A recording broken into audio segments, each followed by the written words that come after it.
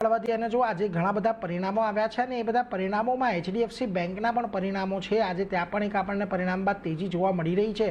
ખાસ કરીને એના પરિણામોમાં શું સારું રહ્યું એની વિગત લઈએ અને વિગત સાથે સહયોગી શ્રદ્ધા જોડાયા છે। શ્રદ્ધા, તમને તો સૌથી પહેલાં હેપી દિવાળી અને ખાસ કરીને એચડીએફસી બેંકના પરિણામો શું કહી રહ્યા છે? જી, wish you very happy Diwali. અને એચડીએફસી બેંકના રિઝલ્ટ્સ પર નજર કરીએ તો Q2 FY26ના રિઝલ્ટ્સ આવતા જોવા મળ્યા છે। નેટ પ્રોફિટમાં 10.8%નો વધારો થતો જોવા મળ્યો છે। 16,821 કરોડની સામે 18,641 crore. Year on year basis પર નેટ ઇન્ટરેસ્ટ ઇન્કમની વાત કરીએ તો અહીંયા પણ 4.8%નો વધારો જોવા મળ્યો છે।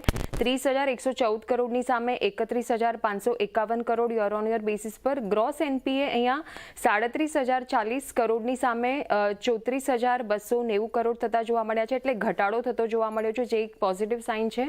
નેટ એનપીએમાં પણ ઘટાડો જોવા મળ્યો છે, 12,276 કરોડની સામે 11,447 crore quarter on quarter basis પર। અને પર્સન્ટેજ ટર્મ્સમાં વાત કરીએ તો ગ્રોસ એનપીએ 1.40%ની સામે 1.24% ક્વાર્ટર ઓન ક્વાર્ટર બેસિસ પર અને નેટ એનપીએ 0.47%ની સામે 0.42%। Provisions year on year basis પર જોઈએ તો 27 કરોડની સામે 3500 કરોડ થતા જોવા મળ્યા છે, એટલે કે પ્રોવિઝન્સમાં થોડો વધારો થતો જોવા મળ્યો છે। નેટ ઇન્ટરેસ્ટ માર્જિન 3.35%ની સામે 3.27%, લગભગ ફ્લેટ રહેતા જોવા મળ્યા છે ક્યુ ઓન ક્યુ બેસિસ પર।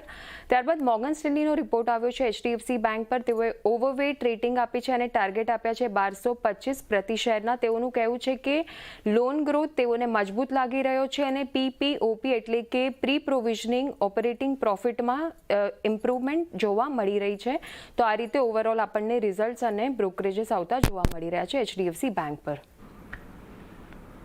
એટલે જુઓ, ખાસ કરીને સારા પરિણામો અને બ્રોકરેજીસ એને પગલે આજે સ્ટોકમાં લગભગ અત્યારે તો 0.5%નો વધારો છે, પરંતુ સવારે અહીંયા પણ એક સારી તેજી આપણને જોવા મળી હતી।